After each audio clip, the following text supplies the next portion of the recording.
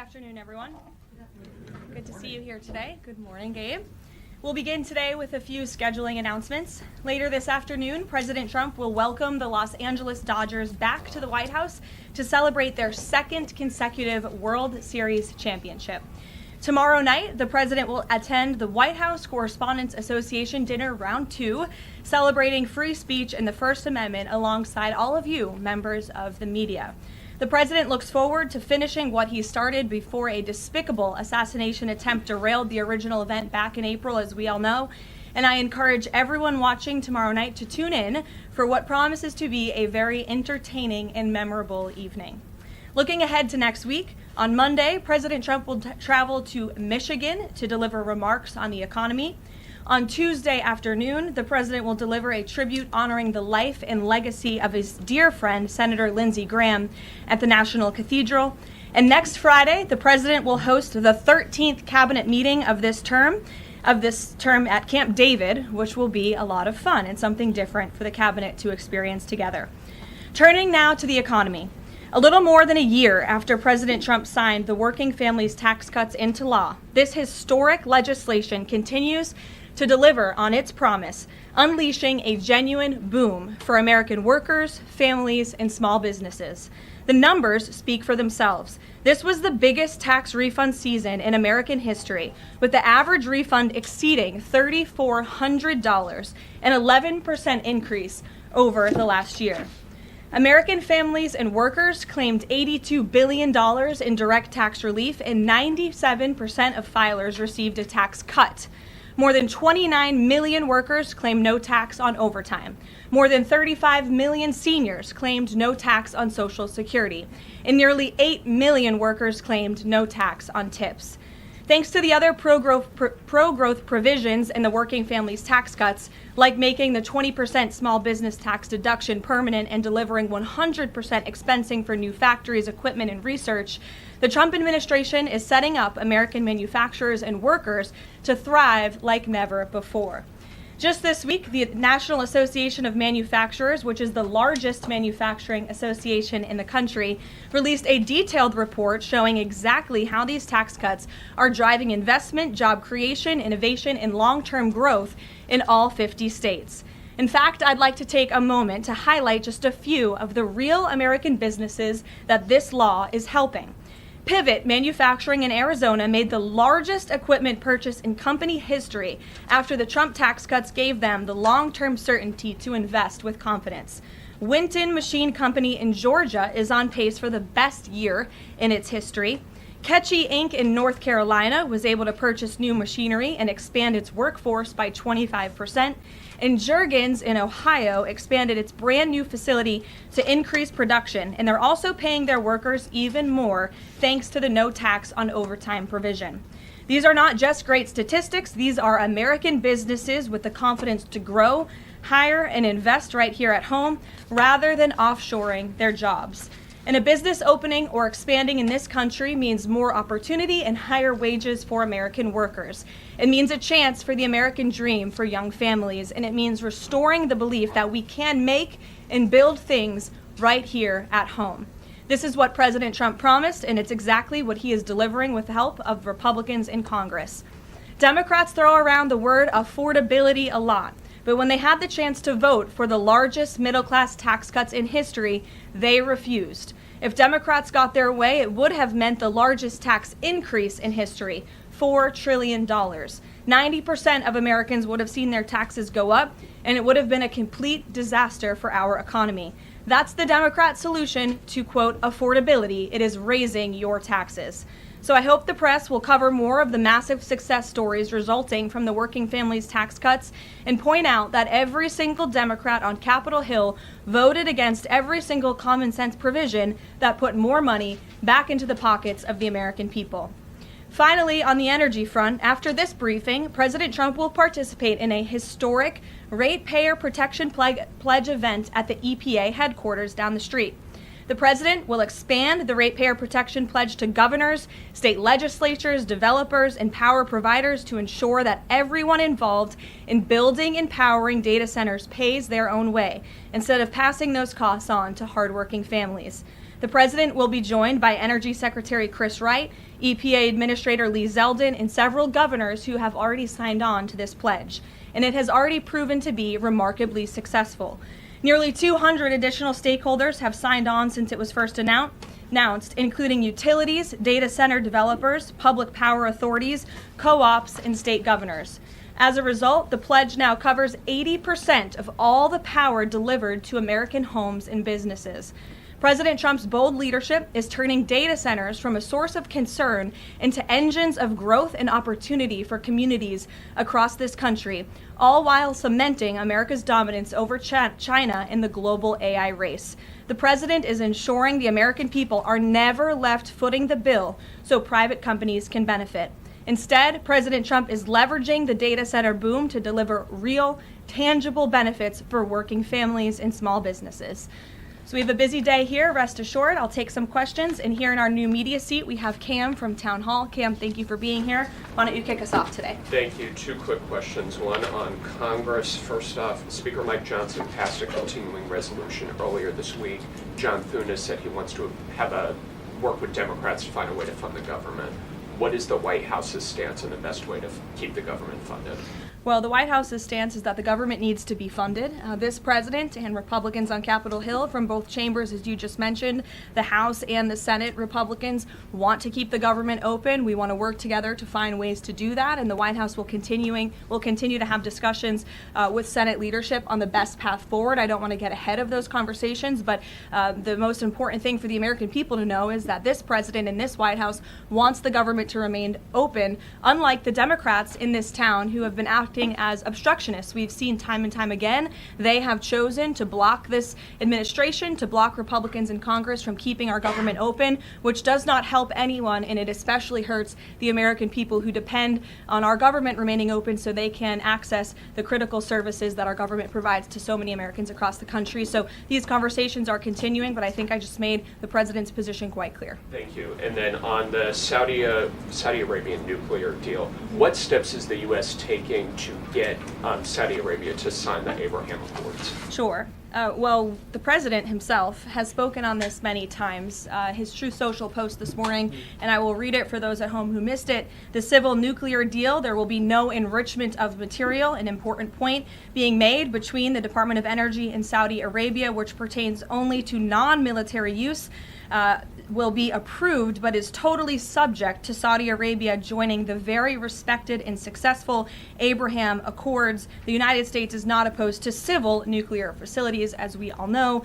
Look, this is a condition that the president has spoken about many times with our Gulf and Arab allies. He wants to see these countries sign the Abraham Accord. It was one of the most historic accomplishments of his first term, and it continues to be a long-term goal of his to expand those accords to ultimately come to a place where the Middle East can be a peaceful and stable region. And yes, this deal with Saudi Arabia, the energy deal, is contingent on this condition as far as the president is concerned. So we'll continue to talk with our Saudi counterparts to get the deal finalized and hopefully see them joining the Abraham Accords very soon.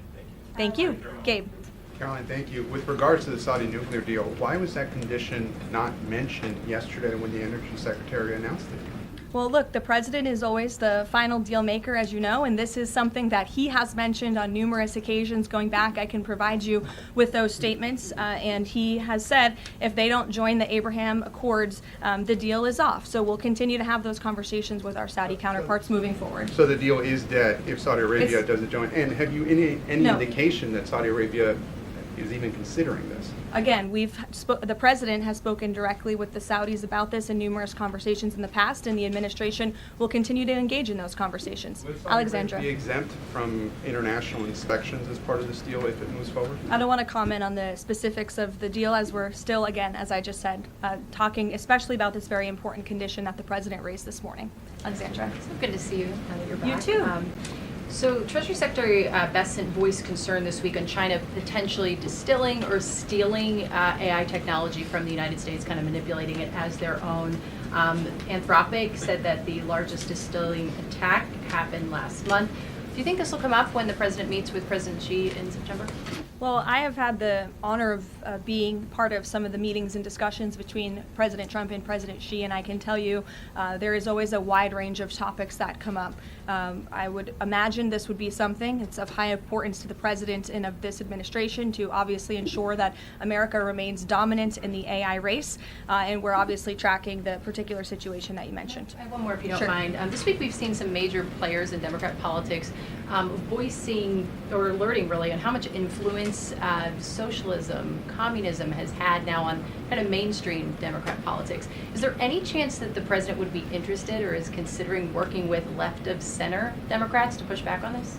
Well, unfortunately, we don't seem to have too many of those left in the Democrat Party. We have literal self-proclaimed communists who are winning elections and who are claiming to be the new leadership of the Democrat Party. I think the vast majority of Americans understand the dangers of communism. Just look at countries all over this world. As an example, Cuba right now is a country that is about to be a failed state because of the communist policies of the past several decades. Communism should never be allowed to lead this country, and the president obviously is strictly opposed to it and all the dangers that it reaps. We've seen it happen across the world. Meredith. Just to continue on the Saudi nuclear deal, do the Saudis agree with this interpretation since it wasn't part of the initial agreement? And has the president talked to MBS since this new condition was announced? As you know, the president just put out this statement a few hours ago. I don't believe he's had a call with MBS in the hours since. However, this is something that he has raised in previous conversations and has also said many times in the past. John, in the back, go ahead. Thanks a lot, Caroline. In regards to this deal, in the past, the Saudi government has said they will not consider entering into the Abraham Accords unless and until there's a Palestinian state. What makes you think that they're going to change their minds on their position regarding that? Again, I won't get ahead of the president's conversations, but this is something that he feels very strongly about and has spoken about it in the past and will continue to uphold. Can I ask you one other question? Sure. Just playing devil's advocate, why does Saudi Arabia get a civilian nuclear deal, but Iran doesn't get a civilian nuclear deal? Well, again, this agreement is still being worked out. Well, it will eventually, hopefully, be finalized with the condition that the president spoke about this morning. But this agreement in particular, as it's been discussed thus far, does give priority access for American companies in the Saudi nuclear energy program, which will ultimately benefit American industry workers and supply chains. So the deal that has been discussed thus far and will continue to be discussed absolutely puts America first, and that's obviously very important to this president. Ed. Thanks, Caroline. So Friday, the Section 122, the 10% global tariff, goes Yes. away. Is the president going to ask Congress for an extension, or what's next? Well, I know the USTR, our great Jameson Greer, trade representative, will be having an announcement on that very soon, later today. I don't want to get ahead of him, so I would just tell you to stay tuned for more details. Okay, and then one more on the president's going to have some big utility companies at this event later on today.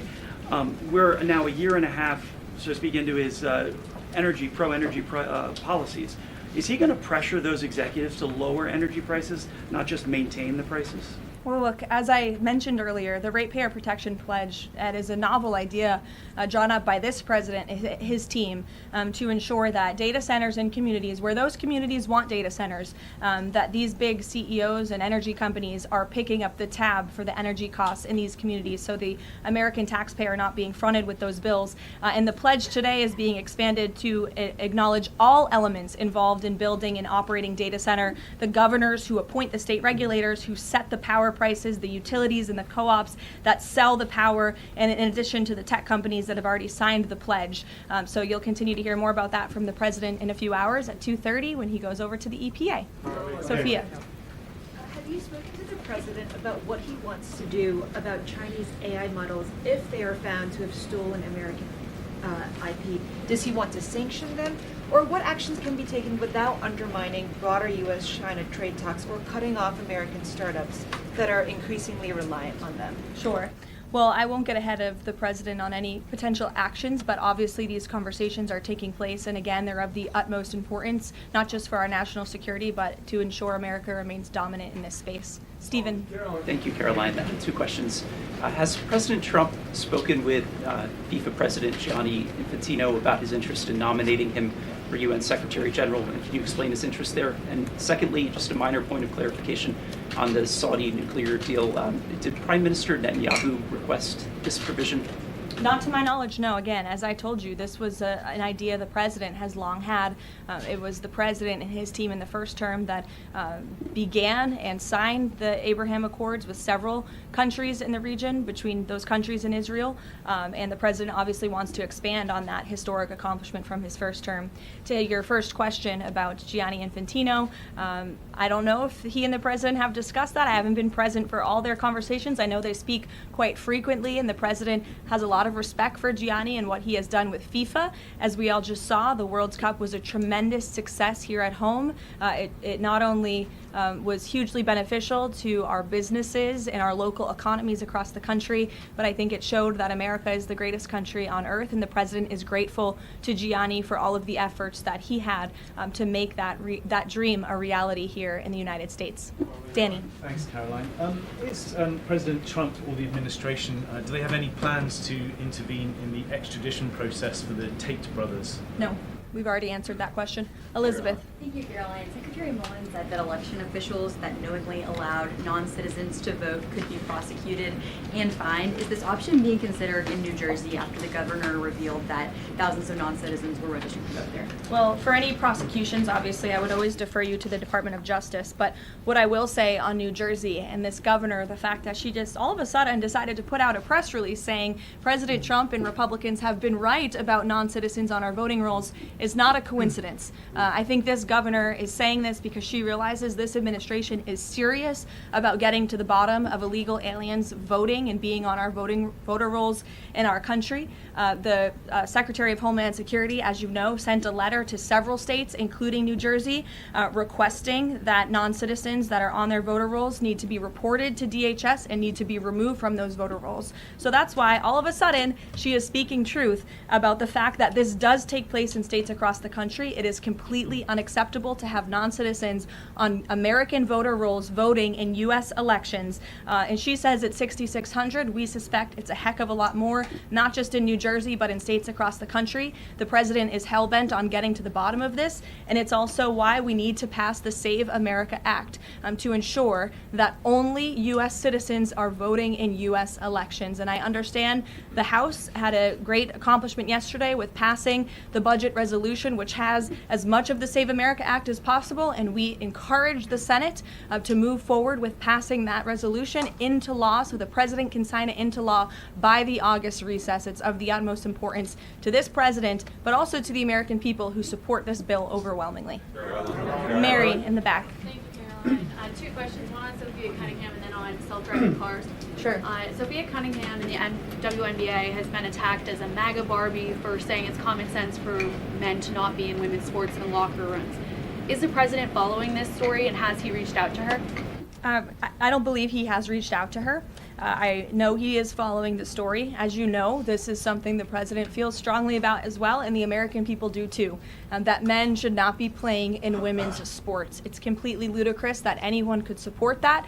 It's even more ludicrous that you do have Sophia Cunningham, a female athlete herself, very accomplished in her own right, coming forth and speaking that truth that men shouldn't play in women's sports. We want to protect women and girls, and the backlash she is receiving from Democrats and left-wing figures across the country is astonishing. They are clearly very out of touch with the American public on this issue, which again is an 80-20 issue. It's common sense. It's rooted in basic biological fact that men should not be competing against women on playing fields across the country. Thank you. And then really quick on Sure. self-driving cars. There's legislation right now to ban China's self-driving car technology from U.S. roads.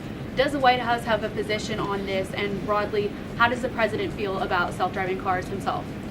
Well, you know, the president did have a red Tesla here at the White House for quite some time, so he's a supporter of them. I know he's purchased some self-driving cars for his family members, his grandchildren, so I think he supports them and Americans who want to drive them. But with that said, I don't know about the specific legislation. I will check in with our Legislative Affairs Office and we'll get you a statement on that. Reagan. One question for you on Thune and then one on Darlene Graham. The president seemed yesterday frustrated with Leader Thune when he was speaking in Georgia. Is his patience running out with Leader Thune? And then the president recently endorsed Darlene Graham right after her appointment to Senate. What caused him to endorse her so quickly? The president met with Darlene and thought she will be a great representative for the great people of South Carolina and will carry on her brother's legacy of public service in that beautiful state. So the president is fully supportive of Darlene in her honorable decision to run and, again, to continue her brother's legacy. With respect to your first question on, remind me? And if his Yes. patience is running out. Look, the president spoke about this directly yesterday. His patience is running out. He wants to see as much of the Save America passed as possible by the August recess. He knows that's what the American people want to see passed. He was just traveling on the road yesterday, spoke about this, and there was a very loud applause from the people in the audience, the everyday Americans, because voter ID is common sense. They want proof of citizenship in our elections, and the president feels very strongly about that. And I would just add, the American people elected overwhelmingly Republicans to lead not just this White House, but also the House and the Senate. The House did its job. The Senate needs to do its job too. I know it's a brief briefing today, but you're going to hear from the president directly twice today at 2:30 and also at 4:30. And we will see you all tomorrow night at the Correspondents' Dinner. Thanks, guys.